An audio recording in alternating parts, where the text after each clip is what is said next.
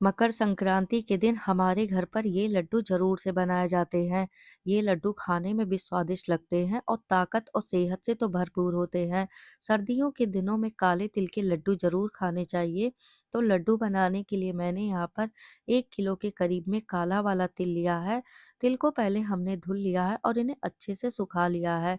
तिल जब हमारे अच्छे से सूख जाएंगे तभी हम इनके लड्डू बनाएंगे। तो यहाँ पर लड्डू में डालने के लिए हमने आधी कटोरी कच्ची मूंगफली ली है और 1 किलो के करीब में ही हमने यहाँ पर गुड़ लिया है। तो जितना हमने तिल लिया है उतना ही हमने गुड़ लिया है।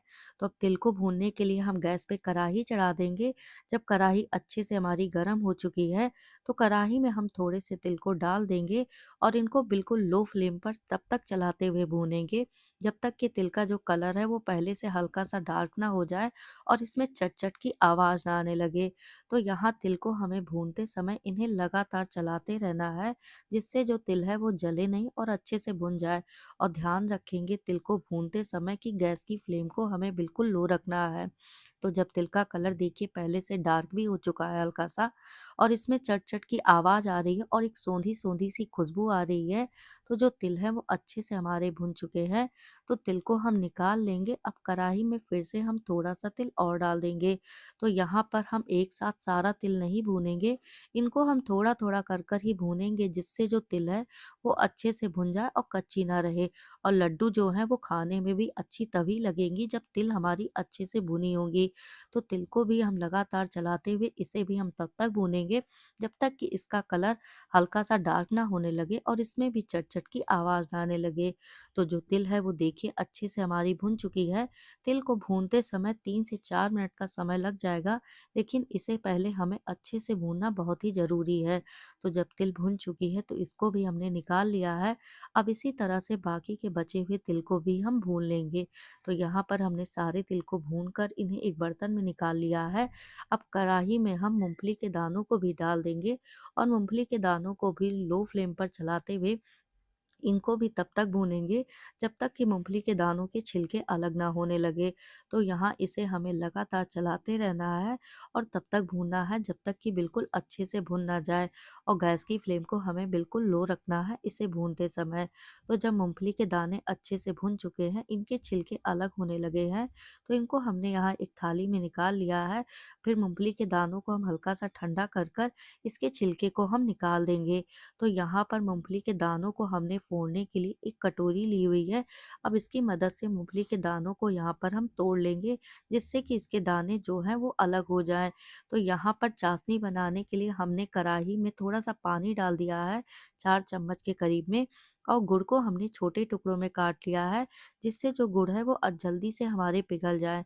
अब गुड़ को हम डाल देंगे और गुड़ को भी यहाँ पर पिघलाने के लिए हमें गैस की फ्लेम को लो रखना है, जिससे जो गुड़ है वो हमारे अच्छे से पिघले और जले नहीं। तो यहाँ जब गुड़ बिल्कुल अच्छे से हमारे पिघल चुके हैं, तो यहाँ पर हमने 1 चम्मच सोंठ पाउडर लिया हुआ है। अगर आपके पास सोंठ का पाउडर नहीं है तो आप अदरक को भी ग्रेट कर कर इसमें डाल सकते हैं। इससे जो लड्डू का स्वाद है वो और भी खाने में बढ़ जाता है। आधा चम्मच हमने इसमें घी डाल दिया है और इनको अच्छे से सारी चीज़ों को चलाते हुए हमने मिक्स कर लिया है। तो जो गुड़ है वो अच्छे से बिल्कुल हमारा यहाँ पर पिघल चुका है। तो गुड़ अभी हमारा पका है नहीं अच्छे से लड्डू बनाने के लिए। तो इसको चेक करने के लिए हमने कटोरी में पानी लिया है। अब पानी में हम थोड़े से गुड़ को डाल देंगे और इनको पहले हल्का सा ठंडा कर लेंगे।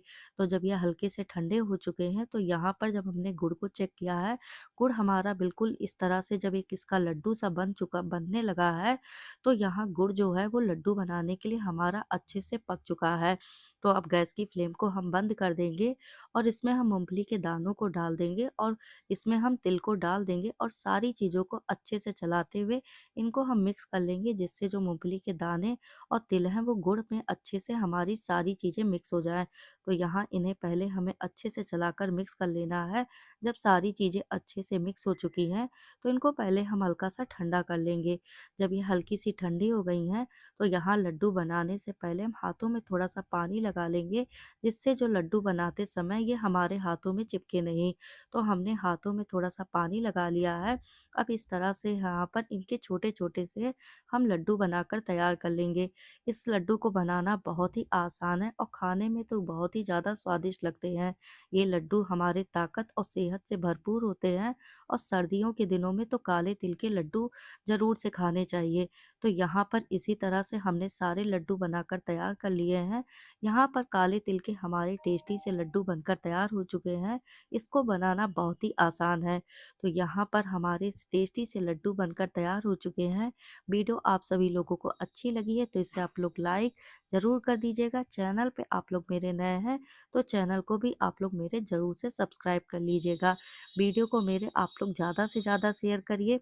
तो इन सर्दियों में एक बार आप लोग भी इस काले तिल के लड्डू ज़रूर से बनाइएगा और वीडियो अच्छी लगी तो इसे आप लोग ज़रूर से लाइक और शेयर करिएगा। और ये लड्डू हमारे बहुत ही ज़्यादा टेस्टी बने हुए हैं और बहुत ही ये सॉफ्ट है।